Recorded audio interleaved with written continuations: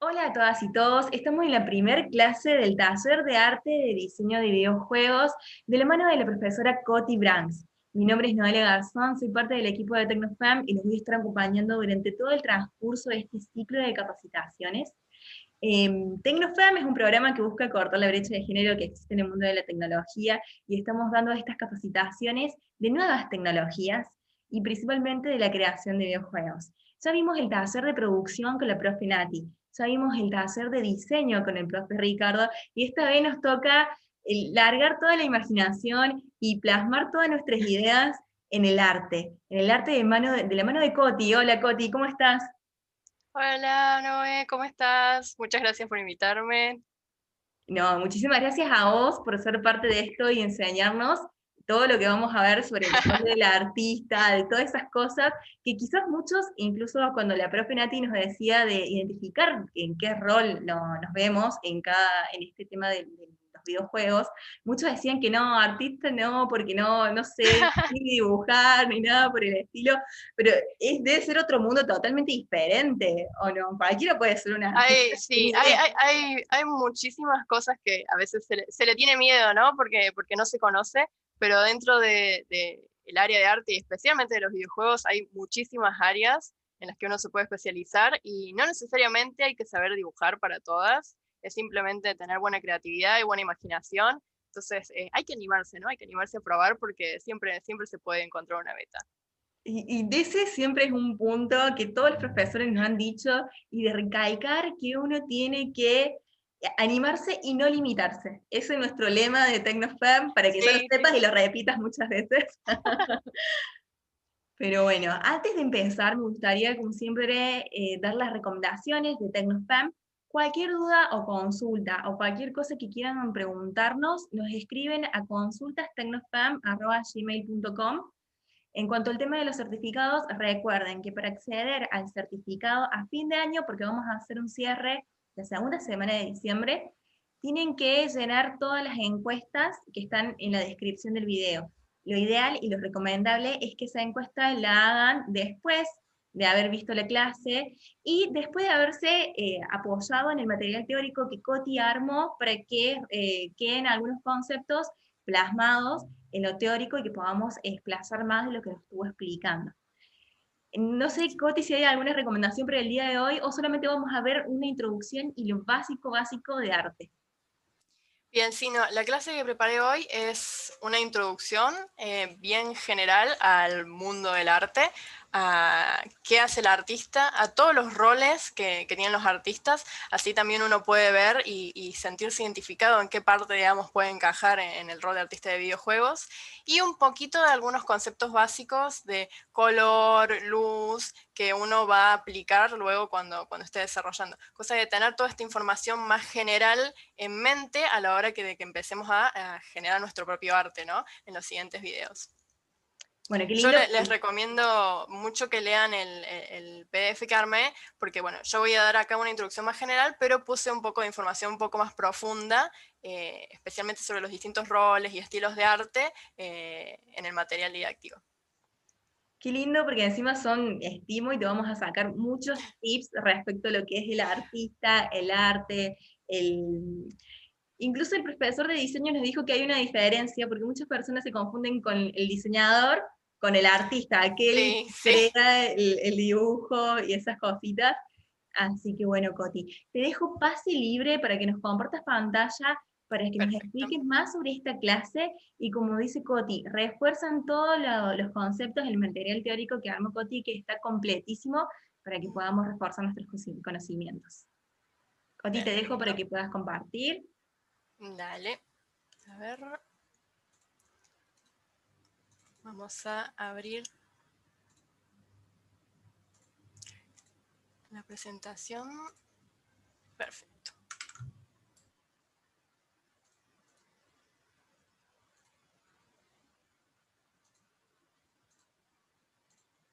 Ahí está. Bueno, vamos a empezar este taller de diseño de videojuegos. Vamos a hablar un poquito del arte, pero primero quiero darles una introducción sobre quién soy yo, así más o menos tienen una idea de quién les está dando este curso. Mi nombre es Constanza Brax, esta soy yo. Estudié diseño industrial y simulaciones virtuales en videojuegos. Tengo 5 años de experiencia en la creación de videojuegos. Los primeros años yo fundé mi pequeño estudio de videojuegos, pero ya hace más de 2 años que trabajo en el estudio Surexu, que es uno de los estudios más grandes de acá de Córdoba.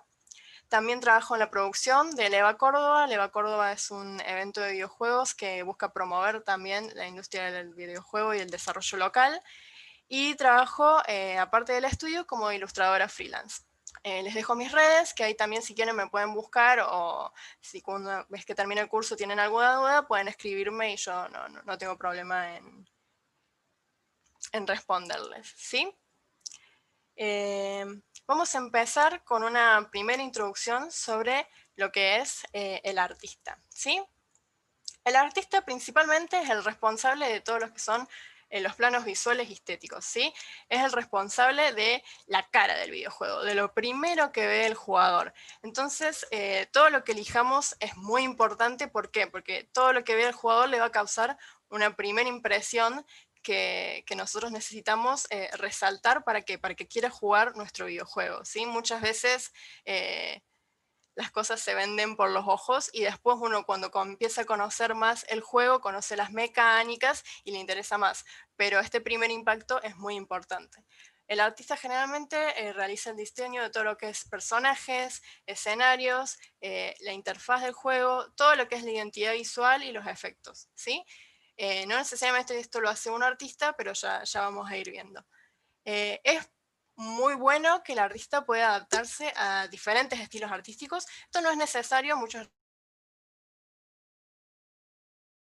artistas se especializan, pero es no que pueda hacerlo. ¿Por qué? Porque si surge algún trabajo o si hay que cambiar algún estilo de lo que estamos trabajando en un juego, está bueno que el artista sea lo suficientemente maleable para poder acomodarse.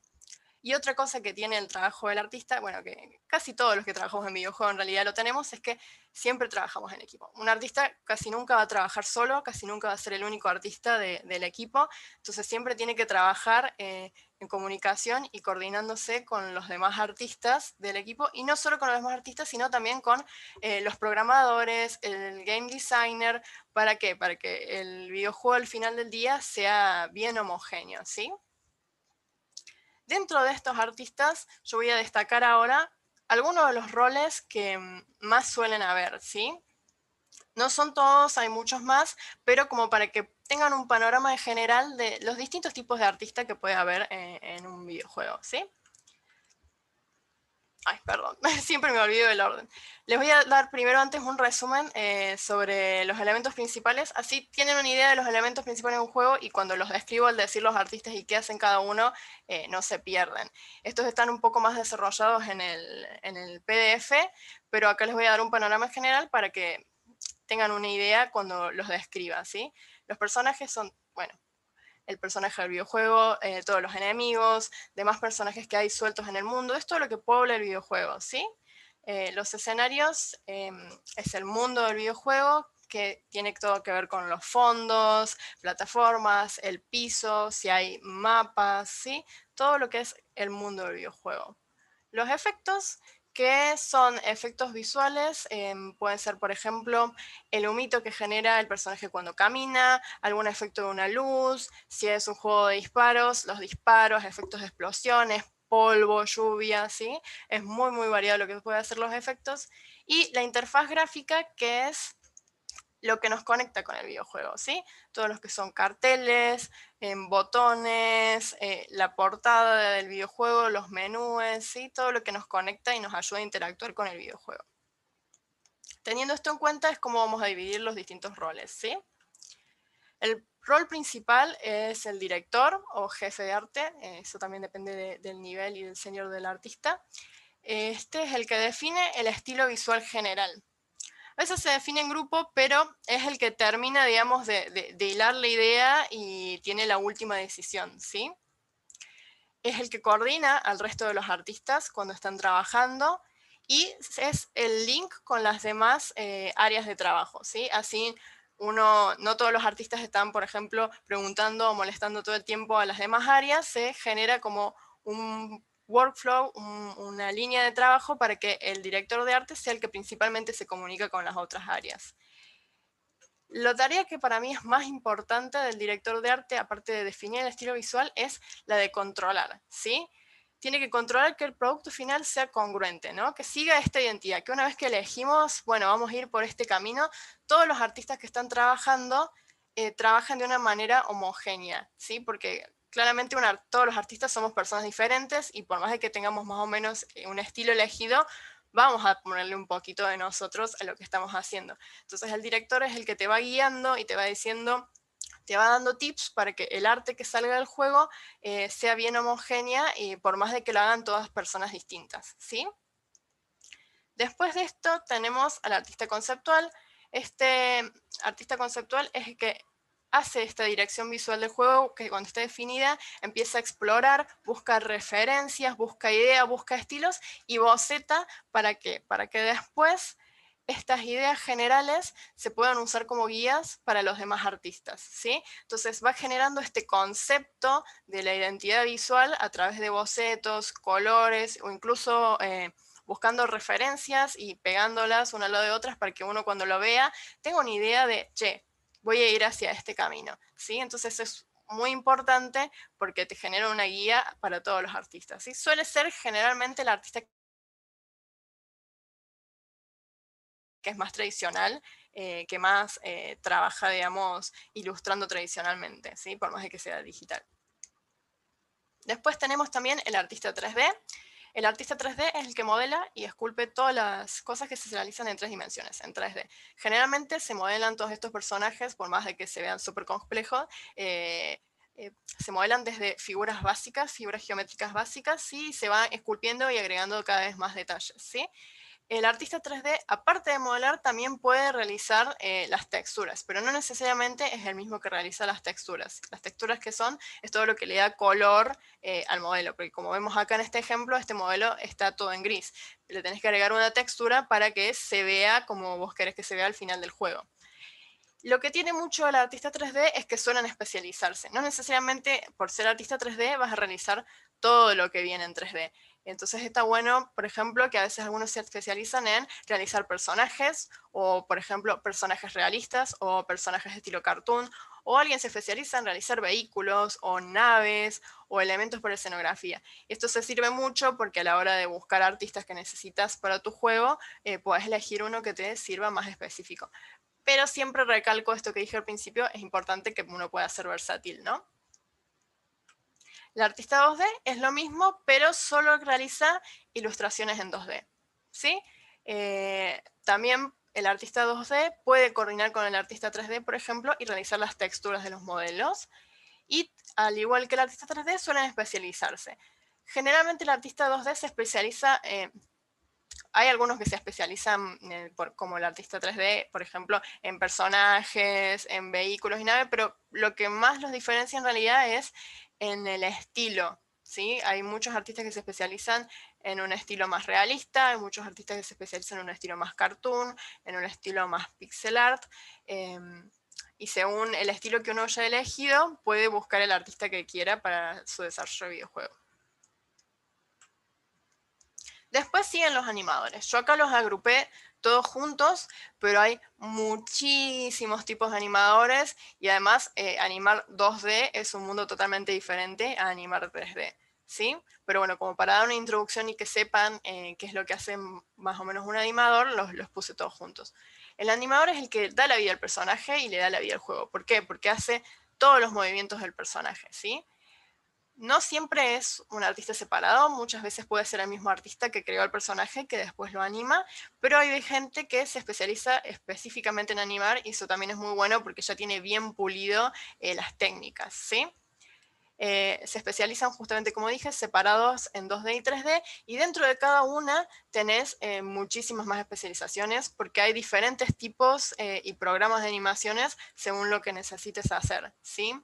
La idea es que el animador tiene que tener muy internalizado cómo funciona el mundo real y cómo funcionan las técnicas de animaciones tradicionales para poder transformarlas, jugar con ellas y crear un personaje que te resulte creíble. Porque por más de que vos hagas movimientos, por ejemplo, súper exagerados, dentro del mundo en el que se mueve ese personaje y dentro de cómo realiza la animación, te tiene que sonar algo creíble, no te tiene que hacer ruido. Entonces es muy, muy importante el trabajo de los animadores, ¿sí? Porque cuando algo te hace ruido, viste, te descoloca, entonces no te permite disfrutar bien el juego. Otro artista también que es bien específico es el artista de efectos, ¿sí? Son los que hacen todos los efectos visuales, como hablamos antes. Humo, explosiones, brillos, luz, efectos de paso, lluvia, ¿sí? Entonces el artista de efectos siempre complementa a los demás artistas, complementa a los demás elementos artísticos. Entonces es muy, muy importante de que esté en comunicación con los artistas que generan los otros elementos del juego, ¿sí? Porque lo que vos haces tiene que pegar con lo que ya está hecho. Pueden ser 2D y 3D, o incluso algo que se usa mucho ahora es una combinación de ambos, que son efectos 3D, pero se usan imágenes 2D que se deforman y se animan, entonces queda como un estilo muy cartoon, ¿sí? Suele ser el artista más técnico, el artista de efectos puede ser ilustrador, pero ahora lo que se realiza mucho es hacer estos efectos dentro de los motores gráficos, entonces directamente la mayoría de lo que vas a hacer va a ser programar. Entonces ni siquiera necesitas saber dibujar, porque todo lo que vas a elegir o a poner para que se realice este efecto va a ser programado por códigos de colores programados, cómo se deforma cada cosa, todo a través de la programación. No lo vas a manejar en ningún editor, digamos, de imágenes. Dentro de estos como son los más generales, pero hay muchísimos más, ¿sí? Tenés también el artista de interfaz gráfica que hablábamos antes, que es el que realiza, por ejemplo, todos los menús, todos los botones y ayuda, digamos, a la buena comunicación del jugador con el juego. El editor de video, por ejemplo, si alguien realiza un tráiler, y ya si no, tenés separado más el área de diseñadores, que son los que hacen principalmente los logos, portadas o cosas que uses para redes para promocionar el juego, ¿sí? Ahora voy a dar una introducción también a los estilos artísticos que más se usan en la actualidad, ¿no? Y hay muchos más estilos artísticos, pero estos como son los más principales y que se usan generalmente, ¿sí?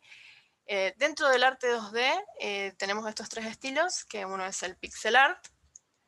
El pixel art, uno va a ir haciendo el diseño del personaje o del elemento del juego que esté realizando por medio de estos píxeles, ¿sí?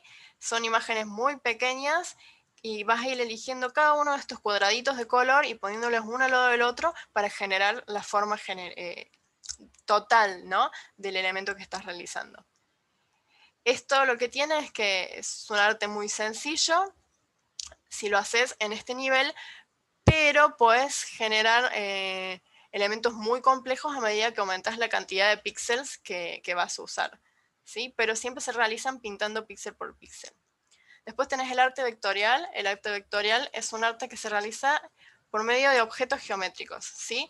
Vos no vas a dibujar, sino que una vez que tenés un boceto, lo vas a pasar y lo vas a separar en distintas formas geométricas que se superponen y forman la imagen final, ¿sí? Todos estos objetos geométricos se definen por medio de parámetros matemáticos. Entonces, lo bueno que tiene esto es que vos, una vez que terminás de realizar por ejemplo, esta fuente o el personaje que realices, puedes agrandarlo o achicarlo al tamaño que quieras y nunca va a perder la calidad. ¿Por qué? Porque no es una imagen en sí, sino estos objetos geométricos definidos por parámetros matemáticos. Y por último tenemos a lo que generalmente uno asocia cuando piensa en artista, que es el artista digital, ¿sí? Es el que realiza pinturas, dibujos de manera digital. ¿Sí? Esto lo va a hacer en distintos software, pueden ser por ejemplo Photoshop, y lo que va a hacer es pintar por medio de pinceles y generar una imagen de mapa de bits. es lo mismo que el pixel art, pero más complejo, ¿sí? Tiene una cantidad de bits muchísimo más grande. Y lo que tiene esto es que la limitación que no tiene, digamos, el vectorial es que sí, no se puede cambiar tanto el tamaño, entonces cuando vos realices tu personaje, por ejemplo, para que sea el final, tenés que setear muy bien los tamaños que vas a necesitar, porque una vez que ya está hecho, no se pueden adaptar tanto si necesitas, por ejemplo, tamaños más grandes. Tamaños más chicos sí, pero tamaños más grandes no. Entonces es importante siempre tener en cuenta esto.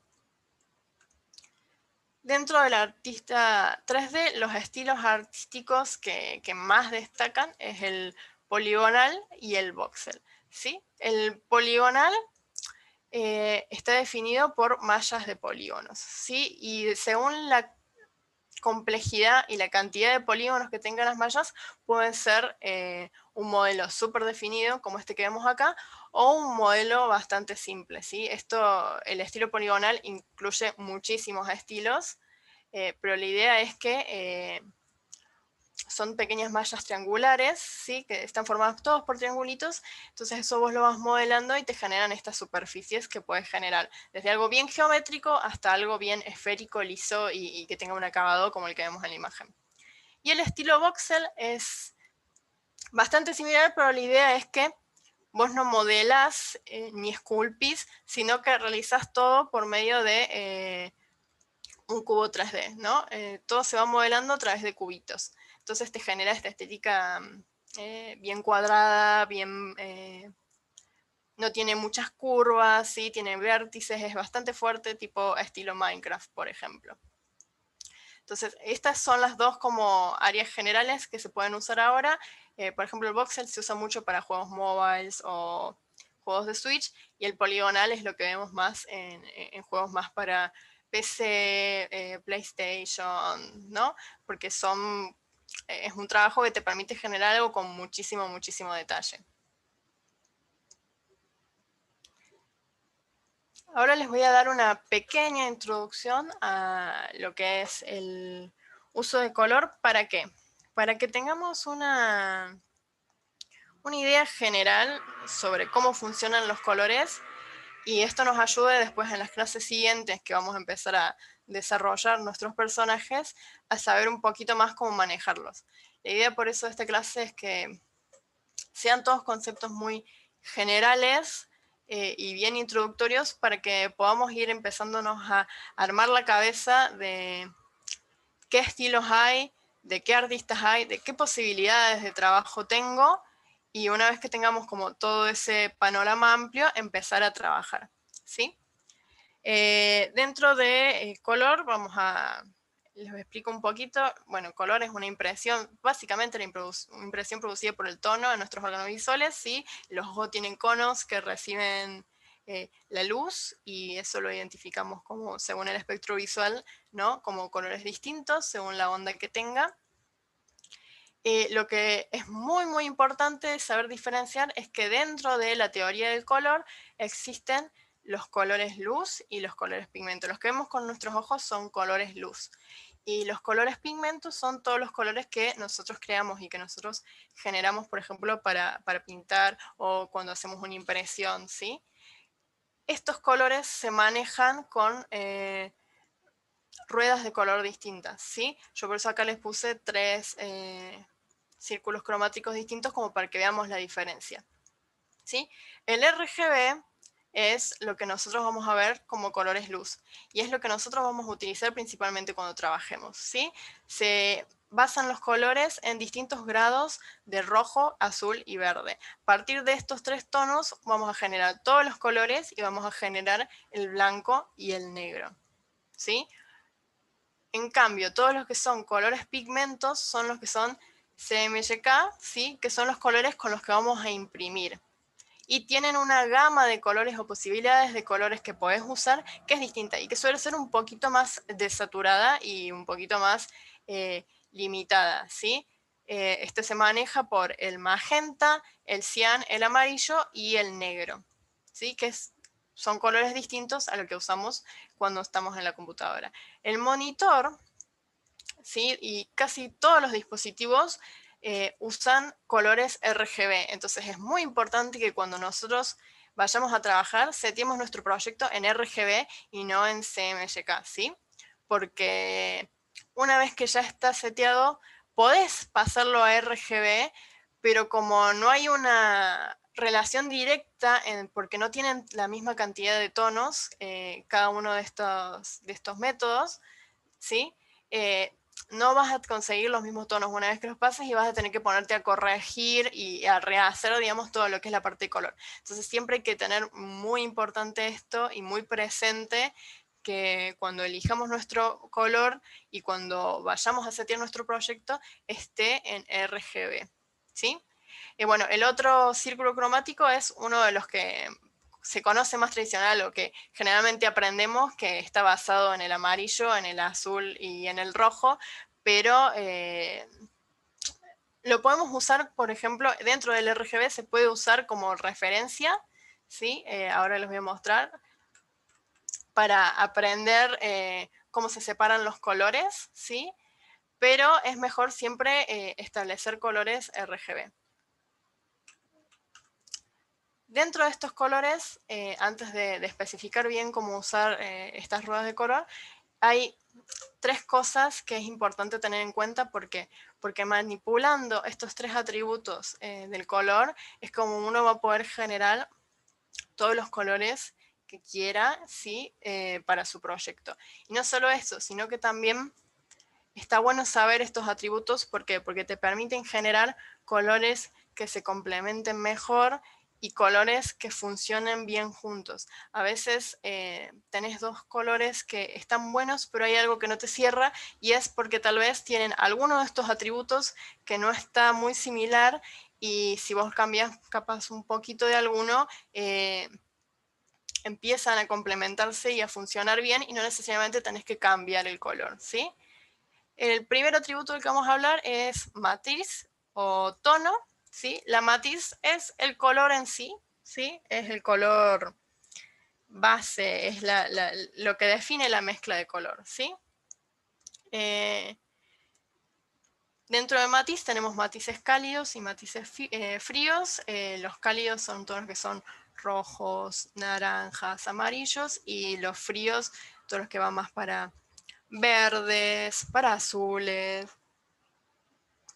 ¿sí? Y en el medio, bueno, tenemos algunos violetas, por ejemplo, que son un poco más cálidos, y algunos violetas que son un poco más fríos, ¿sí? Dentro de la luminosidad nos referimos principalmente a la claridad u oscuridad del color. Como podemos ver acá, como le indica la línea, el color va más claro si tiende a tener un poco más de blanco, va más oscuro si tiende a tener un poco más de negro, ¿sí? Es básicamente la intensidad de luz que va a tener este tono que nosotros hayamos elegido, ¿sí? Y la saturación es qué tan puro va a ser este color. Nosotros tenemos este tono rojo que tenemos en la esquina superior, ¿sí? Y a medida que le vayamos agregando más gris, este tono rojo va a ir perdiendo un poco de intensidad y de pureza, ¿sí?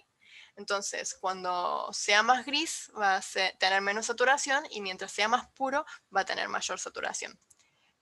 Una cosa que suele molestar bastante esto es la saturación, en cómo coordinar y cómo usar dos colores que son distintos, ¿sí? Bueno, acá podemos ver el círculo cromático. El círculo cromático te sirve para referenciar esto, como hablamos recién. Encontrar, por ejemplo, cuáles son colores complementarios, y funcionan muy bien. Los complementarios siempre son los que están opuestos en el círculo cromático. Los verdes van bien complementándose con violetas, azules con tonos, por ejemplo, amarillos, medio maíces, medio anaranjados, ¿sí? Rojos con verdes bien oscuros.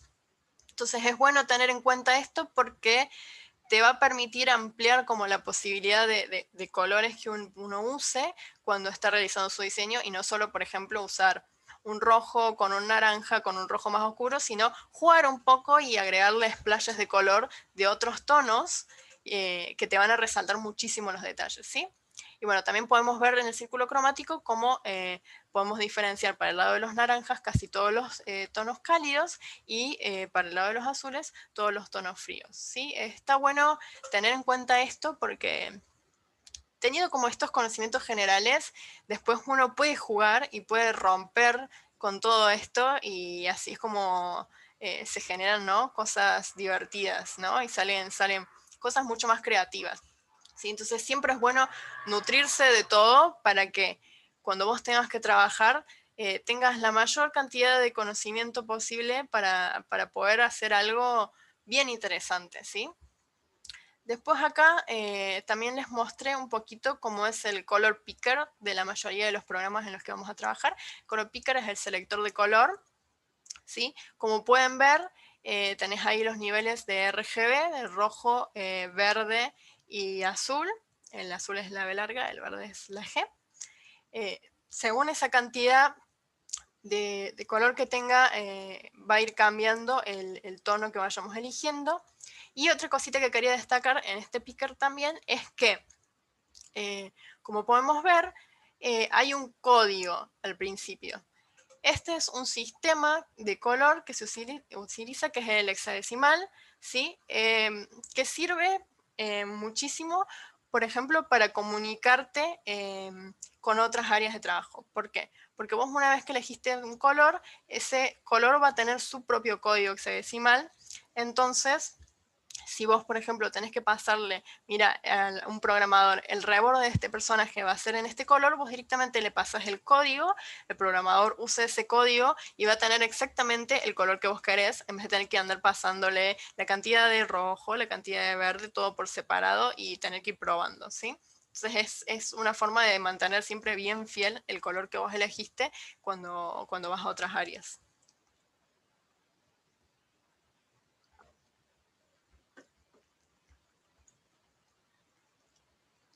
Más o menos teniendo en cuenta todos estos colores, podemos empezar a jugar con lo que son los componentes de la luz, ¿sí?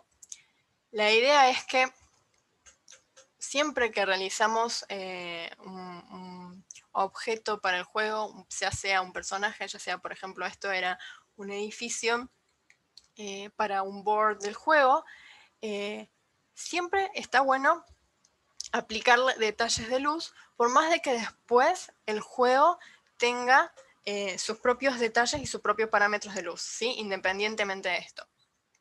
Pero cuando lo hacemos, está bueno de que siempre sigamos algunas reglas, ¿sí?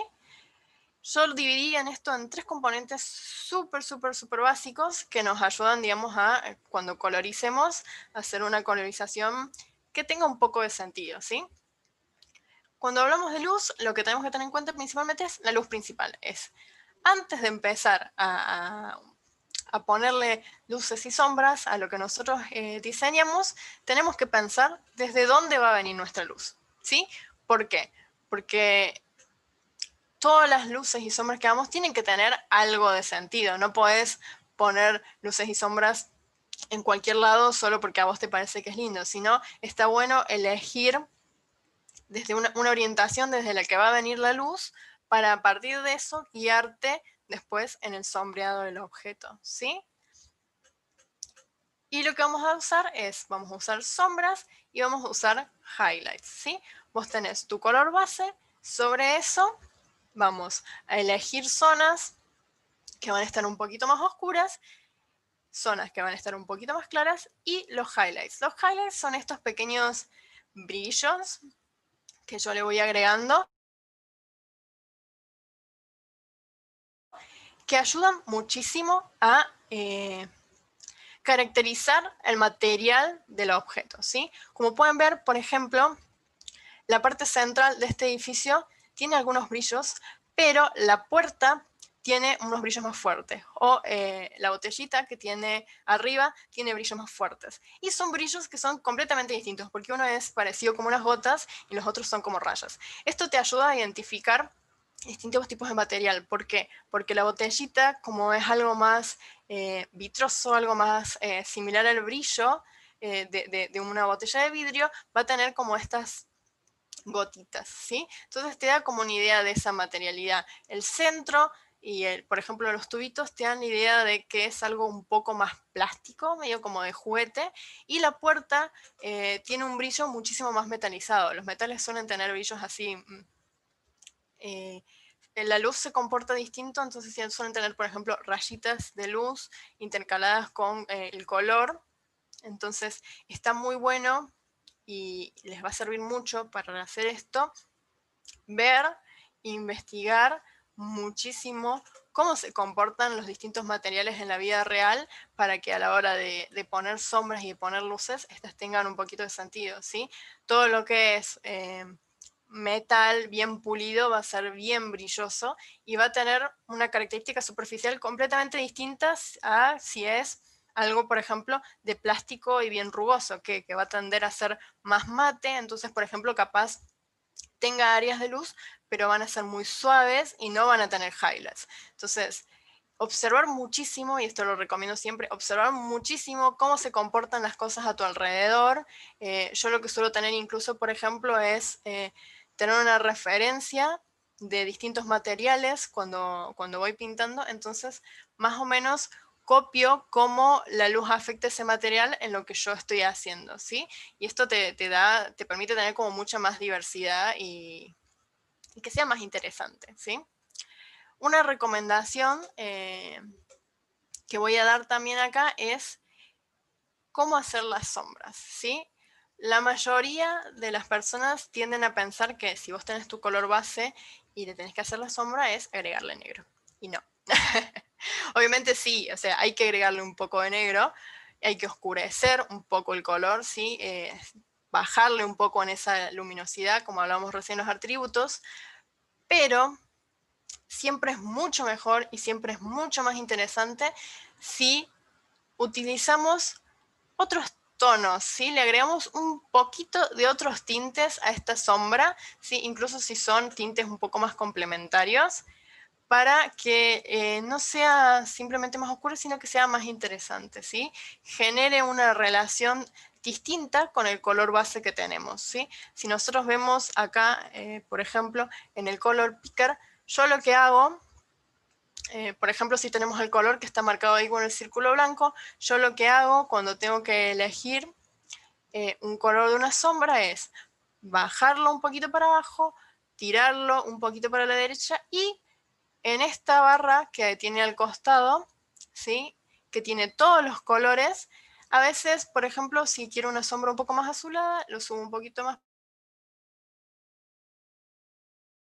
para arriba, o si quiero una sombra un poquito más verdosa, lo bajo un poquito, cosa de que sea un color un poco más oscuro, tenga menos luminosidad, pero también tenga un tono un poquito distinto y así sea más interesante.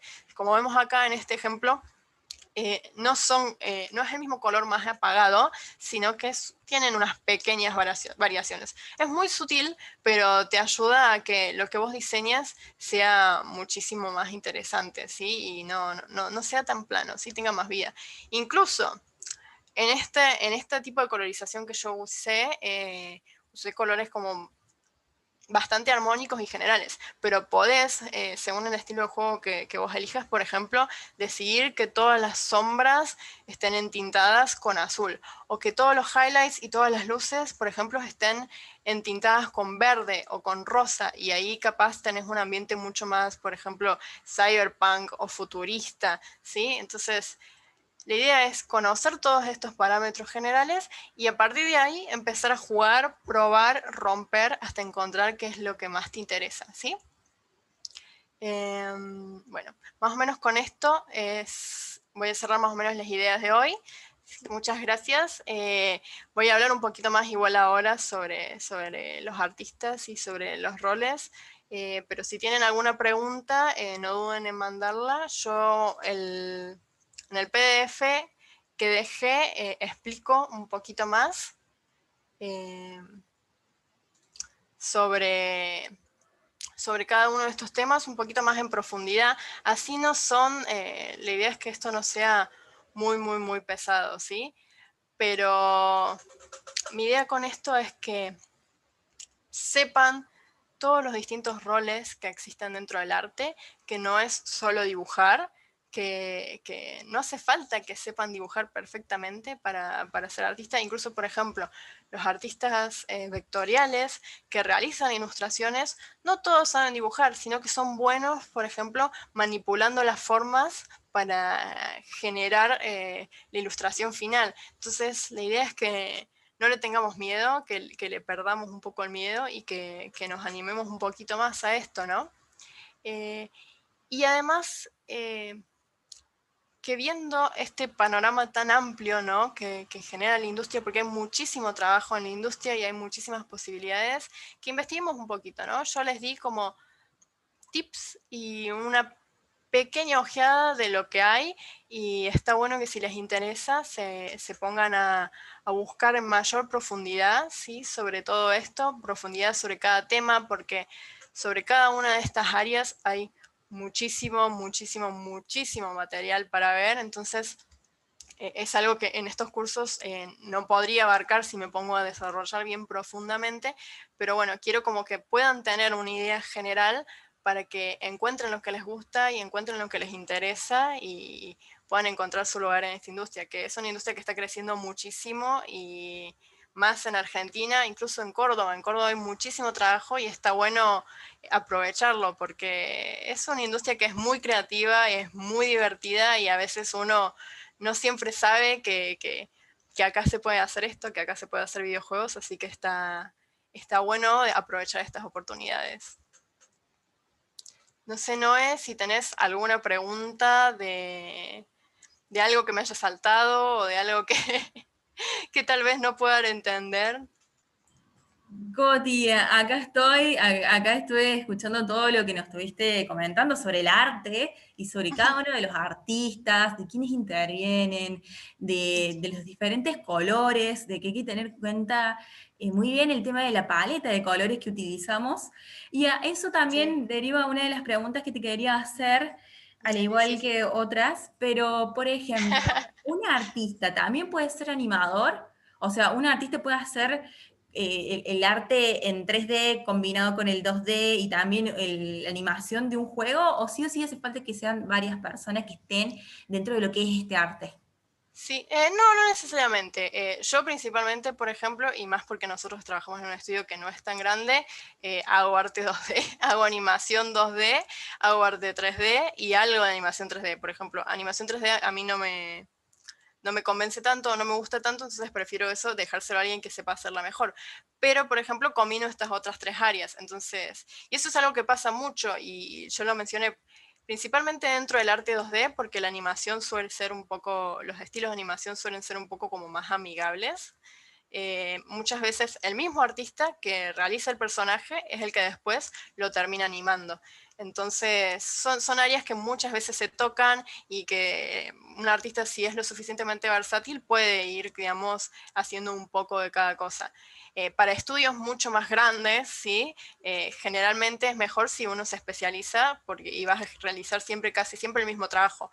Pero yo creo que siempre está bueno saber un poco de todo. ¿Por qué? Porque, por ejemplo, si yo soy el artista 2D, ¿no? Y hago y diseño el personaje para que después el otro lo anime, está bueno yo tener un poco de conocimiento de animación. ¿Por qué? Porque así vos vas a generar todo ya el archivo que necesita el otro artista listo para que lo pueda hacer, ¿sí? Y no tenga ninguna complicación. Entonces siempre está bueno tener por lo menos conocimientos básicos de todas las áreas.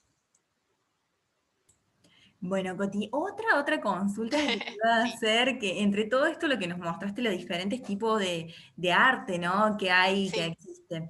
Hemos visto con el profe Ricardo que, por sí, ejemplo, el arte, como por ejemplo Minecraft, que no es tan sí. exigente en cuanto a arte y en cuanto a la estructura artística de escenarios y que es por píxeles, ha Ujú. impactado un montón, al igual que Sí, otros dibujos que no son tan cargados con eso, que ahora son totalmente furor y una moda terrible. Eso en el sí. videojuego, ¿cuál es el mejor arte o es el arte que le sale al productor, al diseñador? En eso, ¿qué nos podés decir?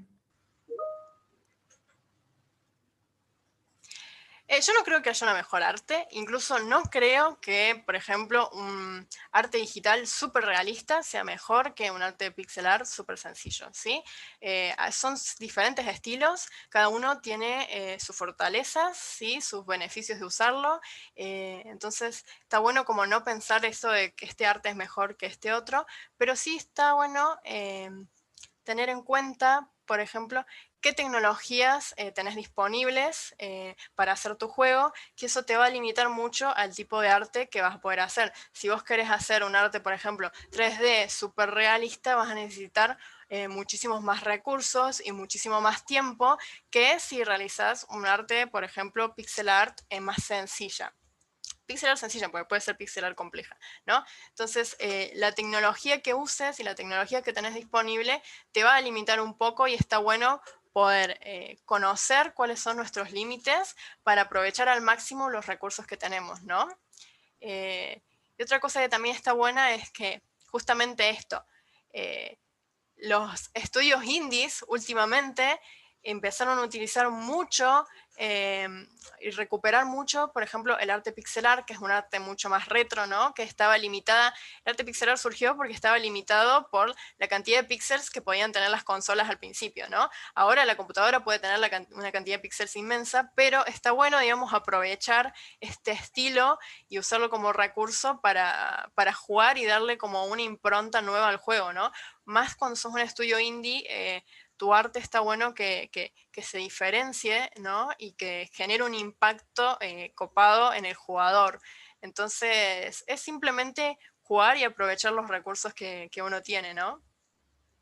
Así que entonces quedamos que independientemente del arte, lo importante es ser original y Sí. auténtico y poder transmitir lo que queremos transmitir a aquellos usuarios y jugadores.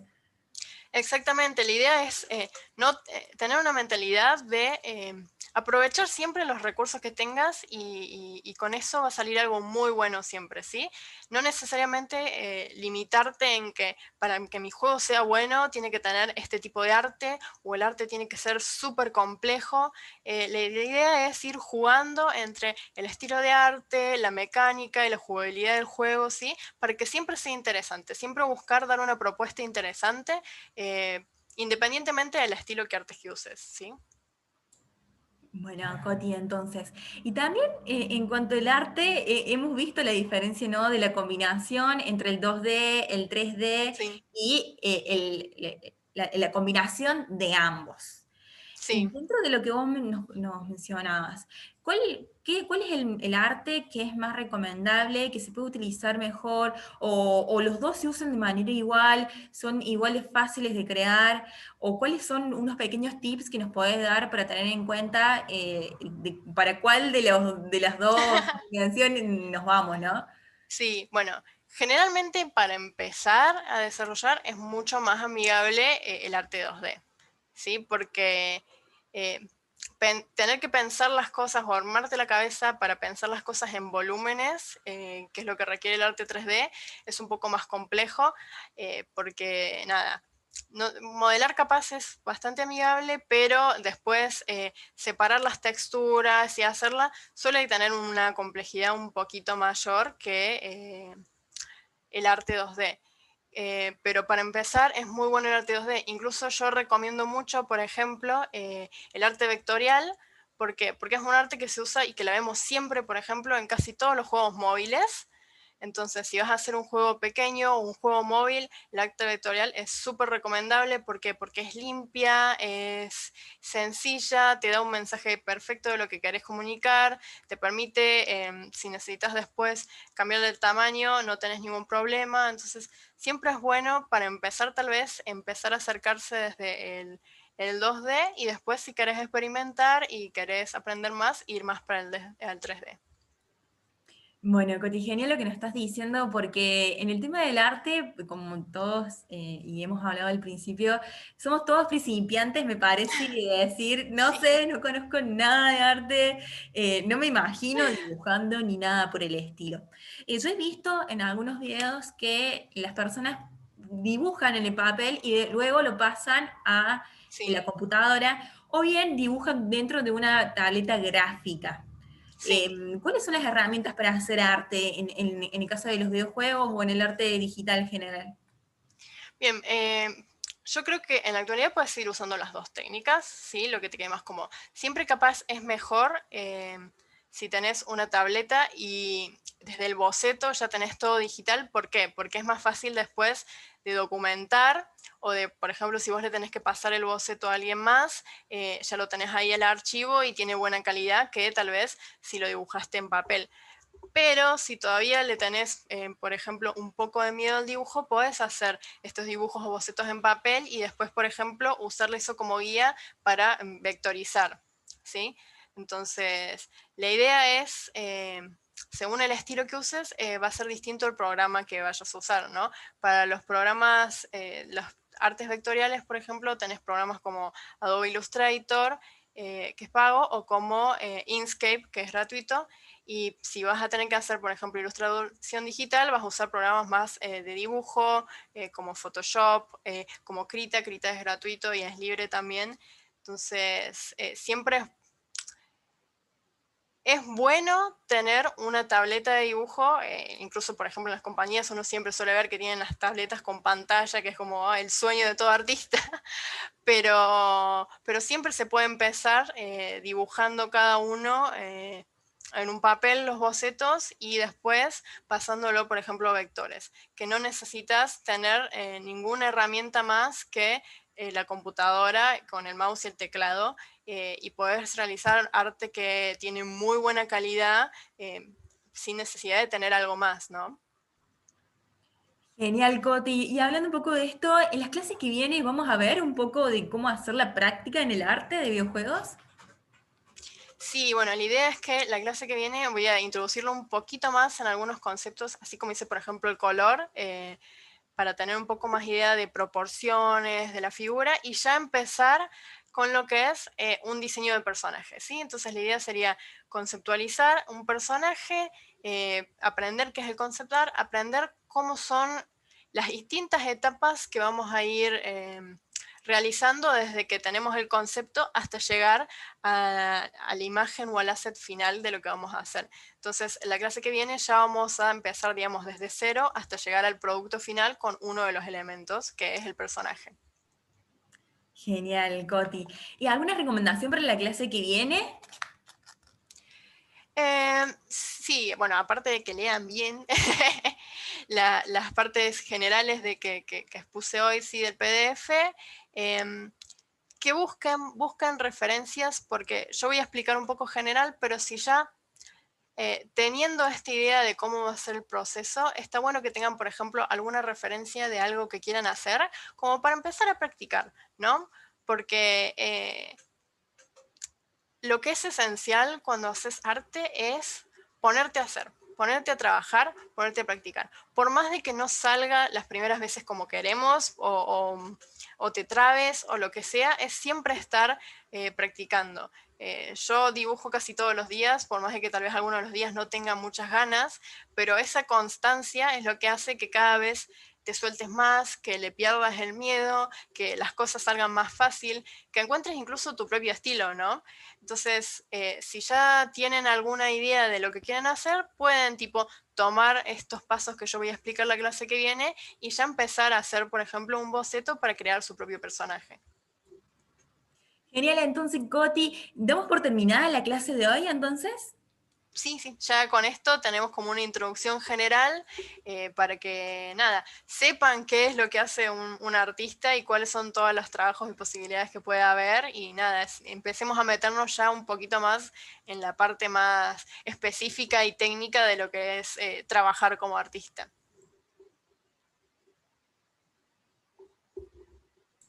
Ay, muy bueno, Ahí entonces, está. estaba silenciada. Muy bueno, Coti, lo que nos decís. Entonces, nos vemos la clase que viene, la segunda clase del taller de arte. No se olviden de repasar el material teórico que nos dejó Coti en la descripción del video, de llenar la encuesta en el caso de querer acceder al certificado y tengan en cuenta que la entrega de certificado va a ser virtual y se va a hacer en la segunda semana de diciembre, a decir verdad. Y cualquier duda o consulta nos escriben. Cualquier cosa que le quieran preguntar a Coti, cualquier cosa que nos quieran preguntar a nosotros, nos mandan un mail a consultastecnofam@gmail.com y no se olviden también de que está el grupo de WhatsApp en donde están todas las chicas y chicos conectadas de todas las provincias de la Argentina, obviamente mucha gente cordobesa, pero pueden conectarse ahí, hay muy buena onda, hay muy buena vibra, en donde se ayudan, se responden, están en el grupo de Discord, así que bueno, los invitamos a unirse, a compartir ideas y otras cosas con los chicos y chicas que están en el grupo, y nos vemos en la clase que viene, que va a ser el miércoles, así que Coti, nos vemos el lunes, perdón, El el lunes, sí. lunes. Nos vemos el lunes, Coti. Muchísimas gracias.